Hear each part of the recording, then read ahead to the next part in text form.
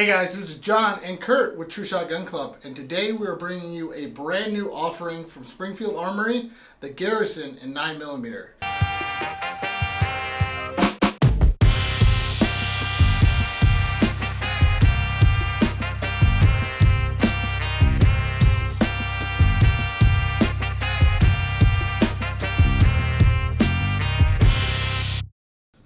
Alright, so let's talk about some specs first. Let's get that out of the way. So first thing, there's going to be two models of this gun out.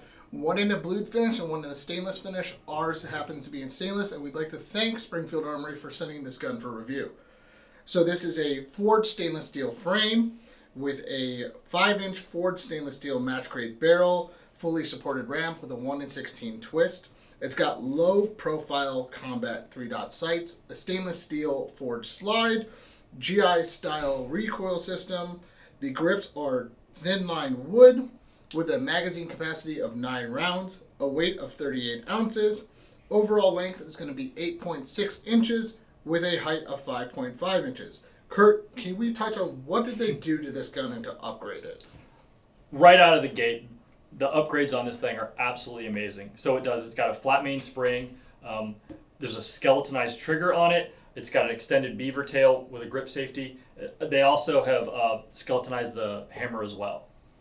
And then what would you say, let's compare it. So we brought two guns. I've got the GI model here, and Curt's got his old school GI model. Old school. Yeah, what's the history on that? So this is actually pretty funny. So this is the very first gun that I purchased as an adult, like 2 days after my 21st birthday. And of course it was, what do you want? Of course I want a 1911 and 45. 2 World Wars! But yeah. So let's see the upgrade. So first off, this one is this is a 45 version. We did not have a 9mm version to compare exact. But first off, we see here. Curt, why don't you go ahead and grab the Garrison? Absolutely. And we'll bring this down to a table view for everybody's sake. All these. Let's see that. Go. Yep. Cool. Confirm. Yep. Good. Good. Perfect. Sweet. All right. So upgrade wise, first off, we see here is your mainspring housing. Curt, what do you think of that one compared to the Mil-Spec? So on the Mil-Spec, there is a bit of texture, but it's that standard kind of vertical. Where they've gone with a much more like checkerboard pattern. The aggressiveness on it is really nice. It holds well in a hand. All right, next let's go up. We'll move up the grip a little bit to that grip safety. I see that one's got an extended beaver tail. Yeah, absolutely. And the machining on this is great. And I want to mention this now, we did not get one bit of hammer bite while shooting these guns because of that beaver tail, how thick it is compared to the Mil-Spec model. And yes, we're being babies about it. I still do like this grip safety, but I think that protects your hand just a little bit. Absolutely, better. And you can kind of see, and we'll have a cutaway to it too. You can see where not only is it extended out, but they've kind of cupped the hammer as well. Let's look at the safety. Now on this one, this is standard GI safety. It's very thin, but it's still easy to manipulate. Curt, what about the Garrison? As you can see, it's extended out. Ergonomics on the cut of it are a lot more, they're easier to use. And then the trigger, let's touch on that. I see this has got a skeletonized trigger compared to a GI trigger. What do you think the feel difference is? As with all 1911s, there's almost no take-up, and the triggers on them are always really good, but you can definitely feel the difference. And you can feel the difference in this. The trigger on this is, what would you say, about 4.5 pounds? Yeah, definitely. Definitely a great trigger. Mm-hmm. So let's go ahead. How do you feel? How'd you like shooting it? Overall, I absolutely loved this thing. That same day, we had shot a number of different guns. This one really stood out. And really what it was, it's refined and it's clean. It's soft shooting, really good upgrade to a classic, if you will. Yeah. And, this, for me, the shooting experience for this gun was amazing. A 9mm 1911, if you don't have one, you need to get one. Especially if you like the upgrades on this. The upgrades made it no hammer bite. I normally get hammer bite a little bit from 1911s. The trigger on it was amazing. There is a little less travel. That trigger is a little bit bigger on the trigger guard. Mm-hmm. If you could hold that absolutely. up, show that the difference between the trigger guards here and how much more forward that trigger is. Recoil impulse, next to nothing. These Novak style sights are great compared to the standard old school GI sights. I mean, you're looking at an upgraded gun that comes in at a great price point. So let's kind of talk about, what makes this gun feel better and shoot the way it does. I think, and again, when we broke them down, you can definitely see the attention to detail and the tolerances are a lot tighter on this than a lot of the Mil-Spec guns that we've kind of looked at. The slide action on it, it's glass. It's so smooth. And I think the other thing, like you said, having that trigger a little bit further forward is actually really nice. Yeah. On a standard 1911, you kind of feel like it's pulled in a little bit. Yeah. So that's definitely an improvement there. But it is. The overall shooting experience with this was absolutely amazing. In that it was soft shooting. It was just a lot of fun to shoot. And like we were kind of talking about, my first gun was literally a Springfield, 1911 and 45. And so the discussion that we had out on the range, I'm like, this would be an absolutely amazing first gun. And so if you're in that market, if you're looking, this is a great place to start. Now let's go to a cutaway of the table and kind of show barrel hood. There's no flex in that barrel. The slide to frame fitment is great. This gun is super, super tight. Absolutely. And that helped with accuracy. What you get difference between this and the Mil-Spec and then this in a higher end like a TRP or an emissary is you're not getting all the things that you would get with an emissary, but you're not getting all the things that you would get with a Mil-Spec. It's an amazing middle ground, really. Right. Yeah. So what you don't get that is on a higher end gun, you don't get the front strap checkering. All right. You don't get front slide serrations, and you don't get the option of a Picatinny rail. Right. So it's a Mil-Spec gun that's been upgraded to be a better shooter, and for the price point of $900, I mean, it comes in at MSRP of $899. Street price, we're probably going to see it around $799, $850, if somewhere around there. The 45 models, we looked it up before this, they were selling for about that price. So it's not unheard of to see it around that. So Mil-Spec model, the Mil-Spec 1911 from Springfield comes in about $600. So for $200, you're getting a lot of great upgrades. Absolutely, and I think the other thing to consider is, the machining and the tolerances on this thing are what you'd see in a lot of higher end guns. And you're right, you don't get things like the front slide serrations, and you don't get the front Picatinny rail. But again, you can weigh out, is that something that you really want or need? Right. So it's a great kind of in between. Right, and you're getting the ability to upgrade your sights. So if you don't like Novak sights, you can go to a gold front bead. You can go to a number of things that Novak, there's a lot of Novak sights out there. So over the Mil-Spec, where Mil-Spec, that front sight's milled in. It's cut in for a dovetail Right. or for a Novak to cut. So then, we talked about build quality. So reliability. We're out there on the range. What did we see reliability was? We ran a lot of different ammo through this gun, all from True Shot. Yeah. No, but we did. We ran a lot of different brands, a lot of different types. So we obviously ran steel case. We ran brass. We ran 115, 124. We tried a lot of different brands of ammo. Some that are really high quality, some that are a little dirtier.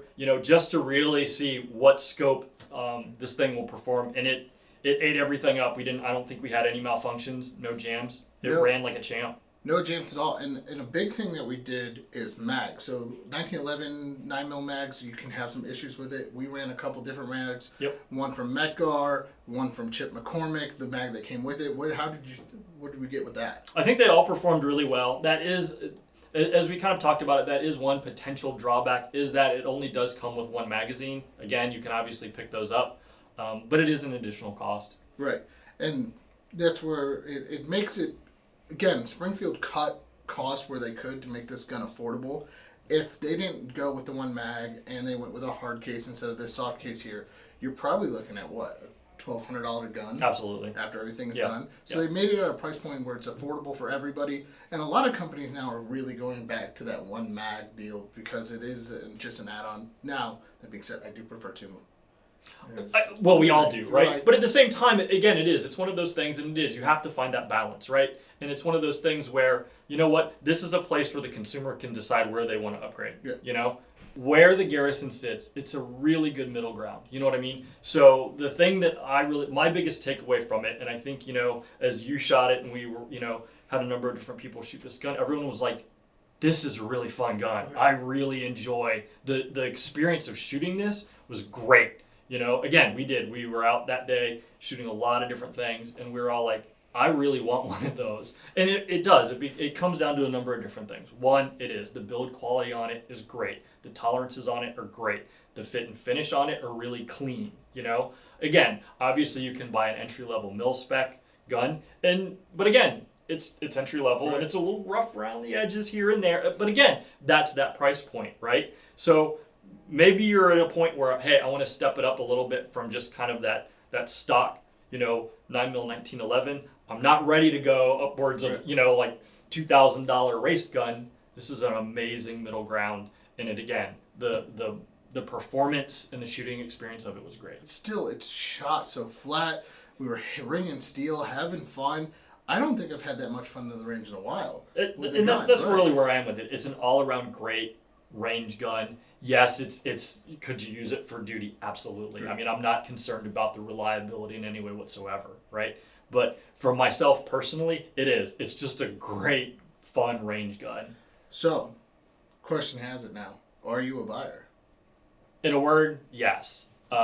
Like we've touched on, my big thing, a lot of times when guns have different purposes, right? So my carry gun has a very different purpose, and my motivations to get it are very different than something like this. For me, where the Garrison falls in, again, it's a lot of fun to shoot. At the end of the day, it's a lot of fun. And my experience with it was nothing but good. So am I a buyer? Absolutely. For me, I'm a buyer. I mean, I'm the opposite of you. I have like whatever I can get my hands on. Does it serve a purpose? Yes. It's being a fun range toy is a purpose to me, and absolutely being out there. And the other thing that this can serve in, I would say, in some capacity, is that it's a great gun to take a new shooter out on. It does have a grip. A lot of people, I'm gonna get hate for this. It does have a grip safety. It does have a manual safety. That makes new shooters feel more comfortable. Absolutely. When they're out on the range. So, but the recoil impulse is nothing. I mean, the gun just shoots flat. It feels great. I think you made a really great point in that when you touched on the fact that, if you have a new shooter, this would be one of the first guns that I would put in their hands. And I think that that's a huge point, and it's a big testament to this. And where that comes from is the fact that it's an easy shooting gun. Oh, yeah. It's an enjoyable shooting gun. And that doesn't mean that others aren't, but we all know, like some of the smaller frame guns, some of the polymer guns they can be kind of snappy. And if you put that in the hands of a new shooter, sometimes it's a little bit intimidating. I really don't have anything that I can say that why I wouldn't buy it. Mm-hmm. Now, wrapping up this review now, I do hate one big thing about this, and this is the thing that and this is being picky, but the one mag, and I get why they did it. It's a price point thing. It's got to fit within it. If the gun was $1,200, nobody would buy it, right? Or it would sit on the shelf. Being at that $8.99 MSRP, for me, I like to have two mags out of the box. Yes, I would like a hard-sided case if I was if I'm going to sit here and be nitpicky and complain over small things, it has nothing to do with the gun. It's everything to do with the packaging. And I don't disagree. And it is. It's nice. And again, if you're going to spend $800, it's nice to get, a hard case and extra mags and that kind of thing. That being said, if they put that $800 into that gun, which I think they did, I'm kind of okay with it. My thing, what I found really interesting about the Garrison, and as weird as it sounds, like when we went to review it, I wasn't that excited.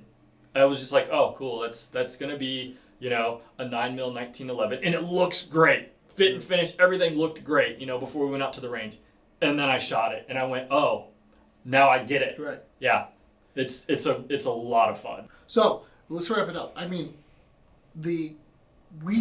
our complaints are so minuscule that it has everything to do with the packaging, which I understand why they did it, because nobody would pay $1,200 for this gun, unfortunately. Even though I would say this is a $1,200 gun, if you were to have everything that you wanted, I would. But they're with the TRPs out there and the emissaries and the Wilson Combats and things like that. Some of the guns that are up there, that price point wise in that 1911, where you're getting a little bit more added features for the price point, which is $200 more than if this was a $1,200 gun. I buy it, and the attention to detail they did on this, even to the point where, you brought this up, where they darkened this slide up for glare, because this is a stainless steel gun, and you can see, light shine off it being out in the sun when we were out in the desert. But overall, we're both buyers. We both really like it. Our complaints are little, if any. Exactly. So, Springfield, you hit it out of the park again. Hey guys, so from Curt and I, we really want to thank you for watching. If you've made it this far, please make sure you hit the subscribe button, hit the little bell for notification, make sure to follow our socials, and shop with us at TrueShotGunClub.com.